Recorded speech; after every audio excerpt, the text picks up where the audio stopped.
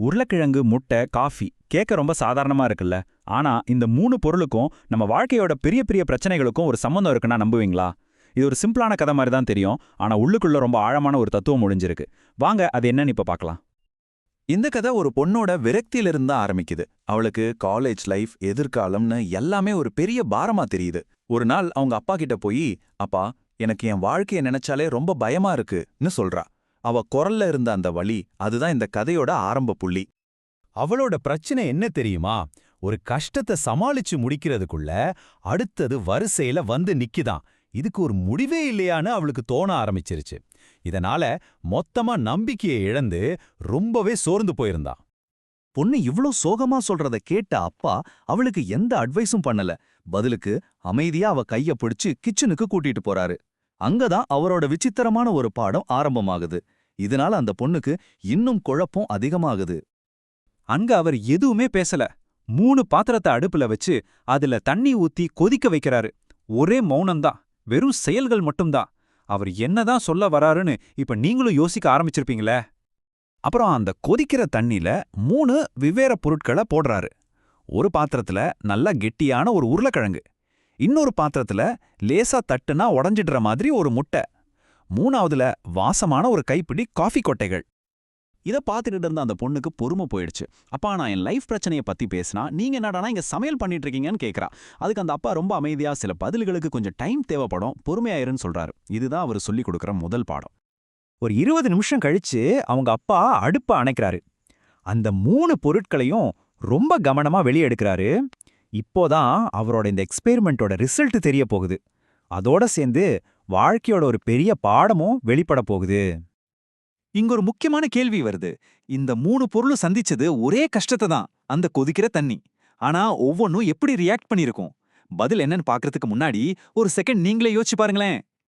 சரி, இப்போ இந்த அட்டவணைய பாருங்க. இதுதான் அந்த சோதனையோட மொத்த சாராம்சம். ரொம்ப கெட்டியா ஹார்டா இருந்த உருளைக்கிழங்கு இப்போ ரொம்ப சாஃப்ட் ஆகிடுச்சு. வெளியே உடையிற மாதிரி சாஃப்டா இருந்த முட்டை உள்ளுக்குள்ள ரொம்ப ஹார்ட் ஆகிடுச்சு. ஆனா அந்த காஃபி கொட்டைகள், அதுங்க அந்த தண்ணியோட தன்மையே மாத்தி ஒரு புது வாசனையை கொடுத்துருச்சு. இப்போ அந்த அப்பா தன்னோட மகளை பார்த்து கேட்கிறாரு, இந்த 3ல நீ யாருன்னு. இந்த சமையலறையில நடந்த ஒரு சின்ன சோதனை இப்போ ஒரு பெரிய வாழ்க்கை தத்துவமா மாறுது. இதுதான் இந்த கதையோட இதயம். முதலாவது உருளைக்கிழங்கு. சில பேர் பார்க்க ரொம்ப ஸ்ட்ராங்கா கெட்டியா தெரிவாங்க. ஆனா வாழ்க்கையில ஒரு கஷ்டம் வந்தோடனே அப்படியே உடைஞ்சு ரொம்ப சாஃப்டா வீக்கா மாறிடுவாங்க. அவங்களோட உறுதியையே இழந்துடுவாங்க. 2வது முட்டை. சில பேர் மனசு ரொம்ப மென்மையா இருக்கும். ஆனா பிரச்சனைகள் திரும்ப திரும்ப அவங்கள தாக்கும்போது அவங்க மனசு அப்படியே இறுகி போய் ரொம்ப கடினமாவும் கசப்புணர்ச்சியோடவும் மாறிடும். அப்போ இந்த 2 வழிகளையும் பாருங்க.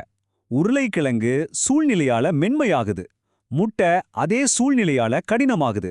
2மே கஷ்டத்துக்கு ரியாக்ட் பண்ணுதே தவிர தங்களோட நிலைப்பாட்டுல இல்ல. ஆனா இது 2 மட்டும்தான் வழியா? இல்ல, 3ஆவதா ஒரு சான்ஸ் இருக்கு. அது சூழ்நிலையால பாதிக்கப்படுறது இல்ல, சூழ்நிலையே மாத்துறது. அதுதான் அந்த காஃபி கொட்டைகள் நமக்கு காட்டுற வழி.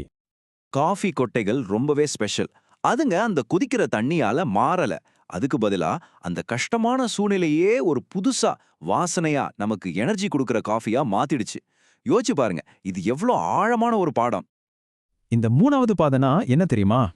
பிரச்சனைகள் வரும்போது அதனால நாம மாறி போகாம அந்த பிரச்சனைகளையே யூஸ் பண்ணி நம்மள சுத்தி இருக்கிற சூழ்நிலைய இன்னும் பெட்டரா மாத்துற திறமை தான் அது. அதனால இந்த கதையோட கிளைமேக்ஸ் இதுதான். உருளைக்கிழங்காவோ முட்டையாகவோ இருக்காதீங்க. அந்த தண்ணியே மாத்தின காஃபி கொட்டைகள் மாதிரி இருங்க. சோ அந்த அப்பாவோட பாடத்தோட சுருக்கம் இதுதான். உண்மையான வெற்றிங்கிறது பிரச்சனைகளை சும்மா தாங்கிக்கிட்டு இருக்கிறதுல இல்ல, அதுக்கு பதிலா அந்த பிரச்சனைகளையே ஒரு வாய்ப்பா பயன்படுத்தி பாசிட்டிவா எதையாவது உருவாக்குறதுல தான் இருக்கு. அவங்க அப்பா சொன்ன இந்த சிம்பிளான விளக்கத்தை கேட்டதும் அந்த பொண்ணோட மனசுல ஒரு பெரிய மாற்றம். இதுவரைக்கும் எதிரியா தெரிஞ்ச பிரச்சனைகள் இப்போ தன்னை வளர்த்துக்க ஒரு வாய்ப்பா தெரிய ஆரம்பிச்சது. அவளுக்கு வாழ்க்கைய பத்தி ஒரு புத்தம் புது கண்ணோட்டம் கிடைச்சது. இந்த கதையோட கடைசி பாடம் இதுதான். வாழ்க்கையில கஷ்டங்கள் வர்றது 100% நிச்சயம். ஆனா அதை நாம எப்படி டீல் பண்றோங்கிறதுல தான் நம்மளோட வெற்றியும் சந்தோஷமும் அடங்கியிருக்கு. அந்த கஷ்டங்களை தாண்டி வரும்போது தான் நாம உண்மையிலேயே வளர்றோம். கடைசியா இந்த ஒரு கேள்வியை நீங்களே உங்களை கேட்டுக்கோங்க. உங்க வாழ்க்கையில இப்போ இருக்கிற கொதிக்கிற தண்ணி எது? அந்த சவாலை நீங்க எப்படி எதிர்கொள்ள போறீங்க?